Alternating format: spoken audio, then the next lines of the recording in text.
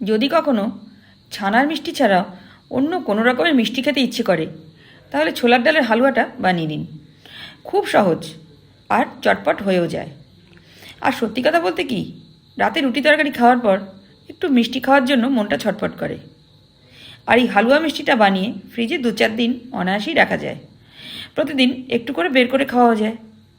আমি এক বাটি ছোলার ডাল ভালো করে ধুয়ে 2 ঘন্টা ভিজিয়ে রেখেছিলাম। প্রেশার কুকারে 2-4টে স্টিম দেবো। একদম নরম করে সিদ্ধ করতে হবে। একদম নরম করে সিদ্ধ হয়ে গেছে দেখুন। এবার ঠান্ডা করে মিক্সিতে বাটবো। যতক্ষণ ঠান্ডা হয় ততক্ষণ তড়কা প্যানে সাদা তেল গরম করে কাজু কিশমিশগুলো একটু ভেজে নিলাম।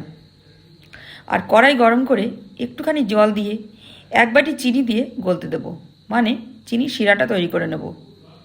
হয়ে গেলে একটু লেবুর রস দিয়ে দিলাম যাতে চিনির রসটা জমে না যায়। এবার নামিয়ে নিলাম।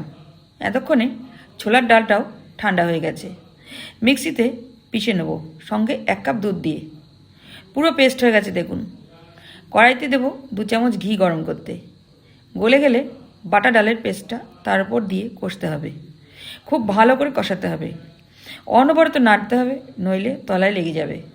কিছুটা নাড়ার পর যখন অনেকটা বেশ গাঢ় গাঢ় হবে তখন চিনির রসটা দিয়ে দেবো। আবারও কষাতে হবে। ধীরে ধীরে শুকোতে হবে। দেবো 1 বাটি কোরানো নারকেল, ভাজা কাজু কিশমিশ, কয়েকটা চারমগজ। আবারও নাড়তে হবে।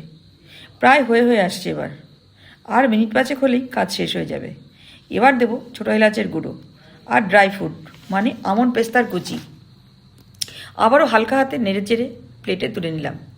ওপর থেকে আরও একটু পেস্তা আমন্ডের কুচি দিয়ে দিচ্ছি, মানে গার্নিশিংয়ের জন্য। ব্যাস, ছোলার ডালের হালুয়া রেডি। আপনারাও এইভাবে ঘরে বানিয়ে 2-4 দিন ফ্রিজে রেখে খান, দেখবেন ভালোই লাগবে। ভিডিওটা ভালো লাগলে প্লিজ একটা লাইক দিয়ে পাশে থাকবেন। সবাই ভালো থাকবেন। ধন্যবাদ।